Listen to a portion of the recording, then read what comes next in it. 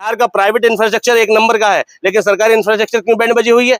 बिहार के गया में मगध हॉस्पिटल है, जाके देखो उस हॉस्पिटल के बिस्तरे, उस हॉस्पिटल के बेड चीख चीख कर बता रहे कि बिहार सरकार ने काम नहीं किया। कैसे पॉसिबल है कि नीतीश कुमार ने एक ऐसा शासन दिया है कि बिहार के लोगों को मजबूर कर दिया कि ये तो आती है, हम कुछ नहीं कर सकते। कि भाई हिंदू राष्ट्र एक ढकोसला है, भाई हिंदू को जगाना एक ढकोसला है। नफरत की दीवारें मत खड़ी करो, क्योंकि जब जरूरत पड़ेगी तो लोग धर्म छोड़कर आपकी मदद को आगे आएंगे।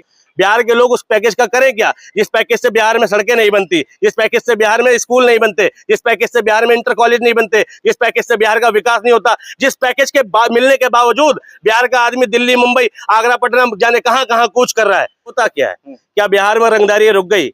क्या बिहार में ठेका प्रथा रुक गई? क्या बिहार में रिक्शा वालों से जो वसूली चलती है जगह जगह, गली गली, चौबारे चौबारे, वो रुक गई? देश बिहार के लोगों को मौका भी दे रहा है कि कम से कम तुम कान में जूं तो रेंगवाओ, कम से कम सरकार की नींद तो तोड़ो, एक बार नीतीश कुमार का साथ तो छोड़ो। हम नहीं करती, सरकारों को शर्मिंदगी महसूस नहीं होती।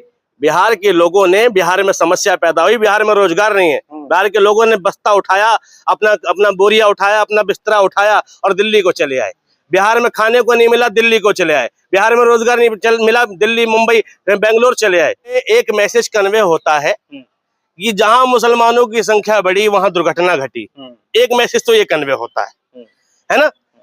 नेपाल ने उस मैसेज पे जोरदार तमाचा मारा है कि सरकार जो समझाने की कोशिश कर रही है, असल में लोग वो है नहीं। तो क्या पंजाब में बाढ़ के साथ भी नफरत की दीवार भी टूटी है? नहीं, पंजाब में तो नफरत की दीवार कभी थी ही नहीं। अगर नफरत की दीवार होती तो पंजाब में शायद भाजपा की सरकार होती, लेकिन पंजाब के लोगों ने बार बार और हर बार भाजपा को नकारा है, तो पंजाब में नफरत की दीवार नहीं थी। लेकिन पंजाब के माध्यम से सारे देश को मैसेज देने की कोशिश की गई है कि भाई हिंदू राष्ट्र एक ढकोसला है, भाई हिंदू को जगाना एक ढकोसला है। नफरत की दीवारें मत खड़ी करो, क्योंकि जब जरूरत पड़ेगी तो लोग धर्म छोड़कर आपकी मदद को आगे आएंगे। तो बिहार में भी बिल्कुल है, इस बात पे चर्चा नहीं कर रहे हैं आप लोग। हाँ, ये भी दुर्भाग्यपूर्ण है। बिहार में बाढ़ आती है लेकिन कोई चर्चा नहीं होती। क्यों? क्योंकि बिहार पंजाब नहीं है, ठीक है, क्योंकि बिहार में राजनीति सीधी नहीं होती।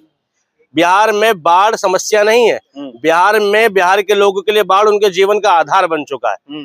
भाई पंजाब में आई तो उसको समस्या मान रहे, बिहार में बाढ़ को समस्या माना ही नहीं जा रहा। और ऐसा किसकी वजह से पॉसिबल है? ये एक शासन व्यवस्था की वजह से पॉसिबल है कि नीतीश कुमार ने एक ऐसा शासन दिया है कि बिहार के लोगों को मजबूर कर दिया कि ये तो आती है, हम कुछ नहीं कर सकते। पंजाब के लोग कम से कम बाढ़ आने के बाद अपनी समस्या को समस्या मान रहे हैं। हर उस प्रदेश में जहां लोग समस्या को समस्या नहीं मानेंगे, उनकी समस्या का समाधान नहीं होगा। राहत पैकेज तो सेलिब्रिटी के द्वारा पंजाब में दिया जा रहा है, बिहार की तरफ चर्चा ही नहीं हो रही। बिल्कुल नहीं होगी जी, क्योंकि हमें अपनी समस्याओं के लिए पहले खुद जागरूक होना पड़ता है। उत्तर प्रदेश में भी तो बहुत सारी घटना घटती है। तुम बाढ़ की बात करो, उत्तर प्रदेश में बलात्कार होते हैं तो न्यूज नहीं आती, उत्तर प्रदेश में डकैती होती है, न्यूज नहीं आती, बाढ़ आती है, न्यूज नहीं आती। क्यों? क्योंकि लोग कहते हैं ये हमारे जीवन का आधार है। पंजाब के लोग कम से कम समस्या को समस्या मानते हैं। बिहार के लोग कहते हैं बाढ़ आती है, सरकार क्या करेगी? जब लोगों की मेंटेलिटी, हमारे यहाँ, मैं बता रहा हूँ, मैं उत्तर प्रदेश से बिलोंग करता हूँ, हमारे यहाँ जब लाइट नहीं आती तो लोग ये कहते हैं अरे यार लाइट आती है, बिजली वाले क्या करें, लोड इतना है कॉलोनी में लोड इतना है, कॉलोनी में इतने पंखे चल रहे, इतने एसी चल रहे, कहां से सरकार पूर्ति करेगी? जब लोग लोगों को समझाने लग जाएं तो सरकारें काम नहीं करती, सरकारों को शर्मिंदगी महसूस नहीं होती। बिहार के लोगों ने, बिहार में समस्या पैदा हुई, बिहार में रोजगार नहीं है, बिहार के लोगों ने बस्ता उठाया, अपना बोरिया उठाया, अपना बिस्तरा उठाया और दिल्ली को चले आए।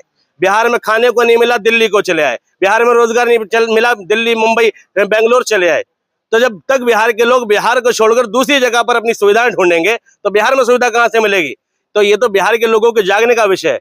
आज देश बिहार के लोगों को मौका भी दे रहा है कि कम से कम तुम कान में जूं तो रेंगवाओ, कम से कम सरकार की नींद तो तोड़ो, एक बार नीतीश कुमार का साथ तो छोड़ो, तब तो तुम्हारी नींद टूटेगी। लेकिन बिहार के दे रही है ना, देखिए, हाँ, सरकार पैकेज दे रही है, ठीक वैसा ही है कि किसी बीमारी का इलाज देने की बजाय सरकार ये कहती है कि तुम ये खा लो और वो खा लो। बिहार में कह रहे हैं कि 1.5 लाख पैकेज का, 1.5 लाख करोड़ का। बिल्कुल, बिहार में 1.5 लाख करोड़ का पैकेज, 3,000 करोड़ का पैकेज, 10,000 करोड़ का पैकेज, कई लाख करोड़ का पैकेज कई बार दिया जाता है। मगर होता क्या है? क्या बिहार में रंगदारी रुक गई? क्या बिहार में ठेका प्रथा रुक गई? क्या बिहार में रिक्शा वालों से जो वसूली चलती है जगह जगह, गली गली, चौबारे चौबारे, वो रुक गई? क्या बिहार के विधायकों ने गुंडागर्दी रोक दी? क्या बिहार के पार्षदों ने गुंडागर्दी रोक दी? बिहार को पैकेज मिलने से कुछ नहीं होता, घोषणाओं से कुछ नहीं होता। घोषणा तो हमारे देश के प्रधानमंत्री भी रात दिन कर रहे हैं। सरकार कोरोना के टाइम पर इस देश के प्रधानमंत्री ने 2 लाख करोड़ का पैकेज दिया था इस देश को, जीडीपी का, है ना, कि 2 लाख करोड़ का पैकेज देते हैं कोरोना के नाम पर। एक सिंगल मास्क इस देश के लोगों को फ्री दे पाई क्या ये सरकार? जब ये 2 लाख करोड़ का पैकेज देने के बाद कोरोना जैसी महामारी में कहते हैं मैं कोरोना महामारी में 2 लाख करोड़ का पैकेज घोषित करता हूं, मीडिया ने वाहवाही लूटी कि देश के प्रधानमंत्री ने कितना बड़ा कदम उठा दिया। राष्ट्रीय राहत आपदा कोष होने के बावजूद और उसके बाद पीएम केयर फंड में पैसा बटोरने के बावजूद जब देश का प्रधानमंत्री 2 लाख करोड़ का पैकेज देता है और इस देश के वासियों को 2 रुपए का मास्क फ्री नहीं मिल सकता, तो 2 लाख करोड़ के पैकेज का करेगा क्या ये देश के लोग? बिहार के लोग उस पैकेज का करें क्या? जिस पैकेज से बिहार में सड़कें नहीं बनती, जिस पैकेज से बिहार में स्कूल नहीं बनते, जिस पैकेज से बिहार में इंटर कॉलेज नहीं बनते, जिस पैकेज से बिहार का विकास नहीं होता, जिस पैकेज के मिलने के बावजूद बिहार का आदमी दिल्ली, मुंबई, आगरा, पटना जाने कहां कहां कूच कर रहा है, तो उस पैकेज का करे क्या बिहार का व्यक्ति? बिहार का व्यक्ति तो उस पैकेज का फायदा मिल ही नहीं पा रहा है ना। बिहार 1.5 लाख करोड़ का पैकेज किसको मिलेगा? 1.5 लाख करोड़ का पैकेज जीतन राम मांझी की जेब में जाएगा। 1.5 लाख करोड़ का पैकेज ठीक है भाई नीतीश कुमार की जेब में जाएगा, पप्पू यादव की जेब में जाएगा और बाकी विधायकों की जेब में जाएगा। इसके अलावा जो बचे प्राइवेट सेक्टर होंगे उनकी जेब में भी जाएगा। बिहार का प्राइवेट इंफ्रास्ट्रक्चर एक नंबर का है, लेकिन सरकारी इंफ्रास्ट्रक्चर क्यों बैंड बजी हुई है? बिहार के गया में मगध हॉस्पिटल है, जाके देखो उस हॉस्पिटल के बिस्तरे, उस हॉस्पिटल के बेड चीख चीख कर बता रहे कि बिहार सरकार ने काम नहीं किया। आरजेडी नेता ने कहा नेपाल को देखकर संभल जाना चाहिए पीएम मोदी को, क्या मैसेज क्या है? नेपाल तो बहुत बड़ा मैसेज कन्वे कर गया इस देश के लिए और पूरी दुनिया के लिए। बिहार के बगल में है। बिल्कुल बिल्कुल, बिहार के बगल में पूरी दुनिया में एक मैसेज कन्वे होता है कि जहां मुसलमानों की संख्या बढ़ी वहां दुर्घटना घटी। एक मैसेज तो ये कन्वे होता है ना। नेपाल ने उस मैसेज पे जोरदार तमाचा मारा है क्योंकि नेपाल में मुसलमान नहीं है। इससे पहले श्रीलंका ने जोरदार तमाचा मारा था, फिर म्यांमार ने भी तमाचा मारा था, ठीक है, बांग्लादेश ने तमाचा मारा था।